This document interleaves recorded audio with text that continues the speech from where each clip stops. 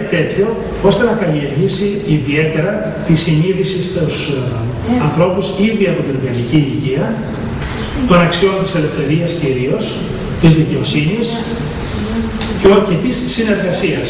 Και είναι μάλιστα ιδιαίτερα ενδιαφέρον ότι ο ίδιος και αργότερα ο μαθητής του, ο Αριστοτέλης, επέμεναν ιδιαίτερα ότι η φιλία δεν είναι ένα συναίσθημα και μια αξία μεταξύ των ατόμων μιας γειτονιάς ή μεταξύ κάποιων που έχουν μια συναισθηματική σχέση μεταξύ τους. Η φιλία πρέπει να καταστεί πολιτική αξία. Να είναι δηλαδή εκείνο το ρήγμα εσωτερικά που μας προκαλεί ένα ενδιαφέρον ζωτικό για τον άλλον. Όποιος και αν είναι αυτός, στην προοπτική της συλλογικής συνείδησης η οποία πρέπει να κυριαρχήσει και να διέπει κάθε δραστηριότητά μας. Η παιδεία λοιπόν αποτελεί το εργαλείο με την θετική σημασία το λογικό, τη λογική εκείνη δύναμη η οποία μπορεί να αποτρέψει εξ απαλώνων οίκων την εκτροπή της δημοκρατίας. Γι' αυτό ο Πλάτων λοιπόν ιδρύει εκείνη την εποχή την Ακαδημία. Είναι ενδιαφέρον, όπως σας είπα στην αρχή, ότι διατάσσει το πρόγραμμα κατά τέτοιο τρόπο ώστε να είναι και πολιτικά διαχειρίσιμο. Να σημειώσω ότι αυτό το οποίο πρότεινε ο Πλάτων ήταν ότι να μην υπάρχει αξιολόγηση των μαθητών έως και το Λύκειο. Οι μαθητές αυτό πρέπει να μαθαίνουν στην ηλικία έως και 18 ετών, είναι το πώς θα μετασχηματίσουν τη γνώση σε ηθικό και πολιτικό αγαθό. Δηλαδή να ηθικοποιηθούν, να κοινωνικοποιηθούν και να πολιτικοποιηθούν. Όποιο μάθημα και αν διδάσκονται, και κάνουν ιδιαίτερα ο Πλάτων ότι μπορεί να κοινωνικοποιηθεί και να πολιτικοποιηθεί ένας άνθρωπος ο οποίος ξέρει άσχετα μαθηματικά. Γι' αυτό είχε βασικούς πυλώνες μέσα στη διδασκαλία μαθηματικούς. Ήταν και ο ίδιος βέβαια άριστος γεωμέτρης και ήταν αυτός ο οποίος, από ό,τι λένε οι περισσότεροι, εισηγήθηκε τον κλάδο της στερεομετρίας. Παράλληλα, εκείνο που έχει ιδιαίτερη σημασία είναι ότι όταν τα παιδιά τελείωναν τις εγκύκλιες σπουδές και πήγαιναν στο λεγόμενο πανεπιστήμιο, εκεί ακριβώς θα υπήρχε η αξιολόγηση, υπό την εξής έννοια όμως, ότι αυτή η αξιολόγηση θα έχει το χαρακτήρα ποιοι θα αναλάβουν στη συνέχεια τα ηνία της πολιτείας. Διότι πρέπει να γνωρίζουμε ποιοι έχουν τα κατάλληλα προσόντα, τα διοικητικά, τα τεχνικά διοικητικά προσόντα, για να μπορούν να διαχειριστούν τις δημόσιες υποθέσεις. Αλλά πριν απ' όλα, οι πάντες μέσα στα σχολεία θα πρέπει να έχουν πολιτικοποιηθεί μέσα από τα μαθήματα. Τα μαθήματα είναι οι συνιστώσεις μιας μετάβασης από τη βαρβαρότητα στην ελευθερία, θα λέγαμε από την ανυπαρξία από την εγκεφαλική ανυπαρξία στην ενεργοποίηση της γνώσης και σε τελική ανάλυση πώς μέσα από τα ίδια τα μαθήματα ο μαθητής θα κατορθώσει να αντιληφθεί ότι ο συνάνθρωπος αποτελεί αξία και πρέπει την αξία αυτή να την σεβαστεί. Αυτό το ζήτημα το έθεσε ιδιαίτερα στο σχολικό περιβάλλον το οποίο διεύθυνε. Μάλιστα να σημειώσω ότι ποτέ στην Ακαδημία κανένας από τους σχολάρχες, αρχής γενομένης από τον Πλάτωνα, δεν είχε εισπράξει ποτέ μισθό. Ούτε μία φορά. Και μάλιστα είναι ιδιαίτερα ενδιαφέρον ότι πολλοί από τους σχολάρχες στην Ακαδημία δεν ήσαν Αθηναίοι. Για τα δεδομένα της εποχής εκείνης αυτό είναι εντυπωσιακό. Δηλαδή εισάγει ο Πλάτων μία πολυπολιτισμικότητα, πώς να το χαρακτηρίσω. Αυτό στην Ακαδημία, ο καθής μπορούσε να είναι μαθητής, ο καθής μπορούσε να ήταν σχολάρχης. Εκτός αν δεν είχε βέβαια πολιτικά δικαιώματα γιατί ήταν από άλλη πόλη, αλλά όμως είχε όλα τα πνευματικά δικαιώματα να ασκεί την πνευματική ηγεσία σε ένα σχολικό χώρο. Και αυτό ο Πλάτων το επέμεινε ιδιαίτερα και έχει σημασία υπό την έννοια ότι αυτό που έλεγαν ότι πας μη Έλλην βάρβαρος, αυτό είναι ξέροπος στη συνείδηση του Πλάτωνα. Ο Πλάτωνας κινείται στον άξονα της πρότασης του Ισοκράτη ότι οι Έλληνες είναι οι μετέχοντες της ελληνικής παιδείας και αυτό το κατέστησε πράξη μέσα στον σχολικό χώρο που διεύθυνε και προέκτηνε ιδιαίτερα, και αυτό παρουσιάστηκε έως και τον 6ο αιώνα μετά Χριστόν που έκλεισε η Ακαδημία, την έννοια ενός φωτισμένου δασκάλου, ο οποίος θέτει στην υπηρεσία των άλλων τον εαυτό του για να διεγείρει τις συνειδήσεις και να διαμορφώσει τα πολιτικά εκείνα όντα που θα συγκροτήσουν το νέο ιστορικό υποκείμενο. Εκείνο λοιπόν που θα πρέπει να παρατηρήσουμε είναι ότι μέσα σε αυτή την εκτροπή, θα λέγαμε, του αρχαίου ελληνικού κόσμου, η οποία οδηγήθηκε σιγά σιγά σε λύσεις οι οποίες ήσαν σαφώς, θα λέγαμε, αντίθετες και αντιφατικές προς ό,τι είχε κατακτήσει η αρχαία Ελλάδα, Ο Πλάτων και οι επίγονοί του στην Ακαδημία διαφυλάσσουν την αξιοπρέπεια του ανθρώπου. Με αντοχές τεράστιες, πολεμώντας συνεχώς με την εξουσία της δικτατορίας και του πολιταρχισμού η οποία έχει επιβληθεί, ακόμα και στην εποχή της Ρωμαϊκής Αυτοκρατορίας.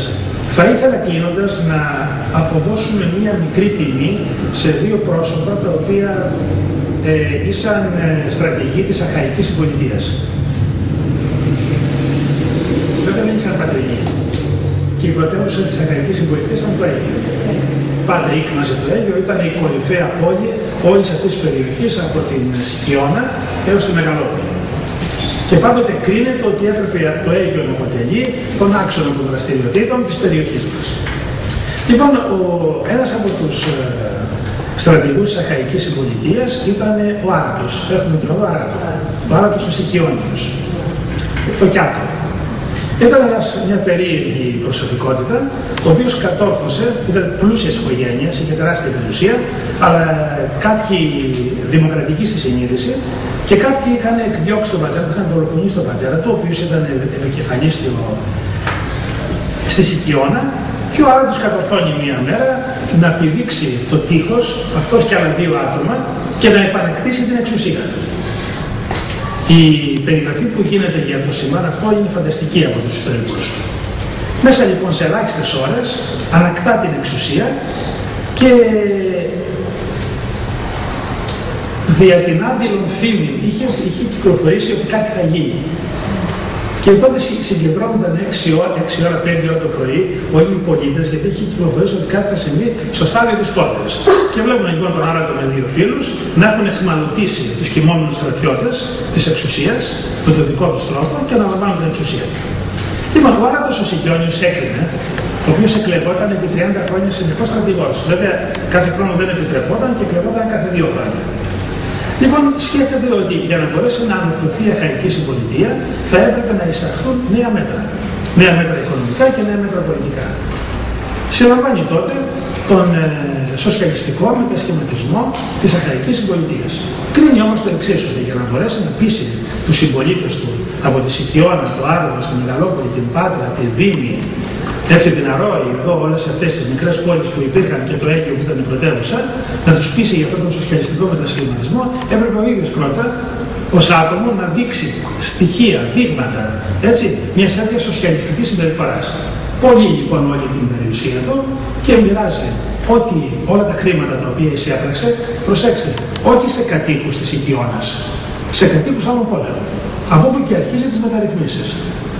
Τα έργα τα οποία ο Άρατος ο Σικιώνιος αρχίζει να κατασκευάζει και να αλλάζει την εικόνα της Αχαϊκής Συμπολιτείας, έγινονταν πρώτα στις άλλες πόλεις και τελευταία στη Σικιώνα.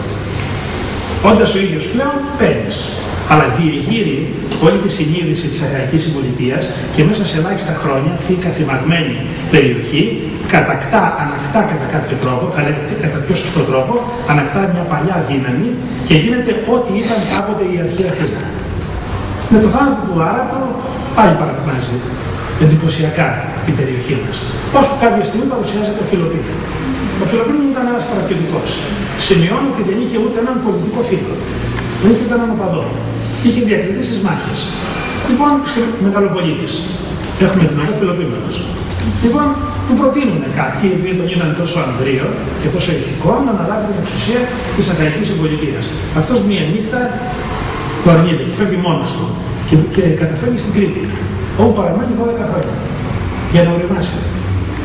Επανέρχεται λοιπόν μετά από 12 χρόνια, γίνεται αντιληπτός από τους συμπολίτες του, οι οποίοι τον προτείνουν χωρίς να έχει και πάλι ούτε έναν πολιτικό παδό, γιατί πολιτικά ήταν άξιστος, δεν είχε ούτε ρητορική, ούτε την ευελιξία εκείνη για να πείσει ως πολιτικός.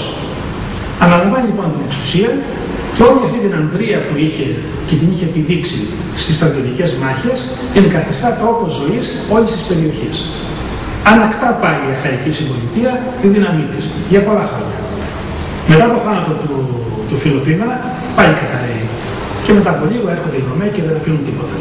Αυτό που πρέπει να τονίσουμε είναι ότι αυτό που τόνιζε ο Πλάτων, τη σημασία που μπορεί να έχει η επιλογή των κατάλληλων προσωπικότητων για την διοίκηση ενός χώρου. οι σοφές επιλογές των αρχαιών τότε, έτσι από την εποχή της περιοχής της Αργονίδας έως της Αρκαδίας, να επιλέξουν την πρώτη φορά τον Άρατο, τη δεύτερη φορά τον Φιλοπίμενα ως αρχηγούς, ήταν σωτήριες για την ανόρθωση της περιοχής. Νομίζω ότι αυτό που έλεγε ο Πλάτων, ότι με την ευρεία σημασία του όρου, ότι εάν ο πολιτικός δεν φιλοσοφήσει ή αν ο φιλόσοφος δεν αναλάβει, όχι με την έννοια του ασχολούμενου με το αντικείμενο της φιλοσοφίας, τον ανθρώπο που είναι στοχαστής, που διεισδύει στα ζητήματα, που δίνει τις δέουσες λύσεις για κάθε τι το οποίο προκύπτει, αν δεν συμβούν αυτά, η κοινωνία δεν μπορεί να αντιτάξει κάτι ουσιαστικό στον εκφυλισμό. Είναι λοιπόν κρίσιμη η παράμετρος της προσωπικής επιλογής των πολιτών, και τόνιζε και αυτός και κλείνω και ο Αριστοτέλης, ότι χρειάζεται απόλυτη προσοχή όταν επιλέγουμε την νομοθετική εξουσία, δηλαδή τους βουλευτές. Κόμματα υπήρχαν στην αρχαιότητα, άπειρα κόμματα. Σε αυτό που επέμενε ο Πλάτων ήταν ότι, και ο Αριστοτέλης κυρίως, ότι επιλέγουμε τα πρόσωπα εκείνα τα οποία γνωρίζουν τι σημαίνει νόμος. Και ο νόμος είναι ο νους της πόλης. Είναι από αυτή τη λέξη.